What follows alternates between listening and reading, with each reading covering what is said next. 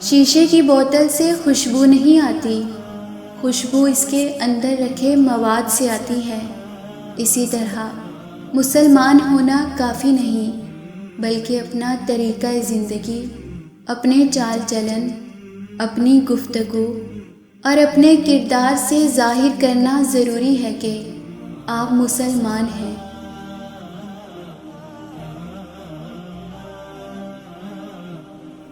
چیزیں مل جاتی ہیں یقین جانے کے، کھوئی ہوئی چیزوں کی جگہ اچھی اور بہترین چیزیں لے لیتی ہیں۔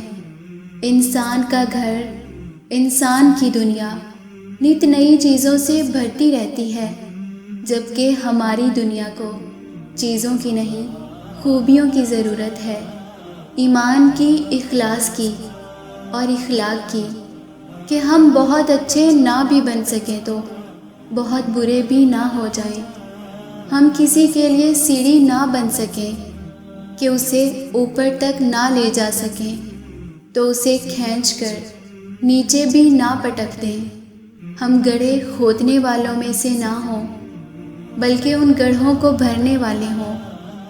آسانیاں پیدا کرنا ظرف ہے، اور یہ بھی نیکی ہے کہ راستے کی رکاوٹ نہ بنا جائے۔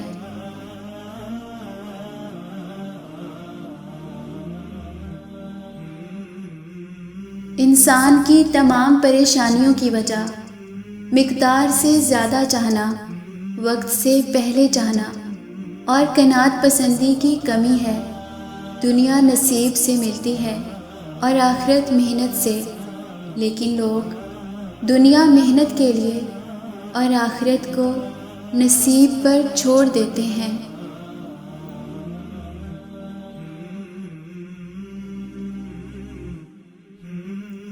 زندگی میں ہمیشہ وہ لوگ پرسکون رہتے ہیں جو پوری نہ ہونے والی خواہشوں سے زیادہ ان نعمتوں پر شکر کرتے ہیں جو انہیں اللہ نے عطا کی ہیں۔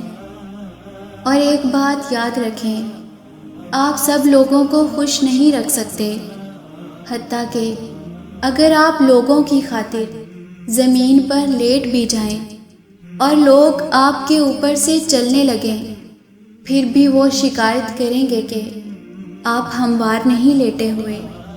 سو اپنی زندگی جینا شروع کیجیے جس میں کسی کے ساتھ زیادتی نہ ہو۔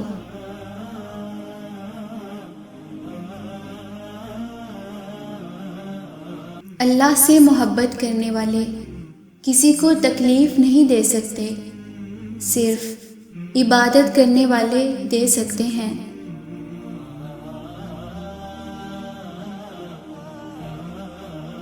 نیک لوگ یہ شعور خوب رکھتے ہیں کہ سب کچھ اللہ تعالیٰ کا ہی دیا ہوا ہے، اسی لیے وہ اسے اسی کی راہ میں، اسی کے بندوں کی خدمت کے لیے وقف کرتے ہیں، اور جان و مال کا نقصان ہو بھی جائے تو بکھرنے اور ٹوٹنے کی بجائے اللہ تعالیٰ سے ہی مدد اور خیر کی توفیق طلب کرتے ہیں۔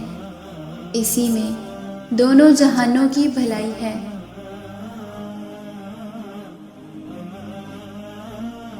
کبھی بھی کسی انسان کی طرف سے اپنی ناقدری پہ نہ کڑنا، کیونکہ قدر و قیمت کا تعین ہمیشہ وقت کرتا ہے اور درجات اوپر متعین ہوتے ہیں۔ اگر انسانی رویوں میں الجھو گے تو زندگی بھر الجھ کر رہ جاؤ گے۔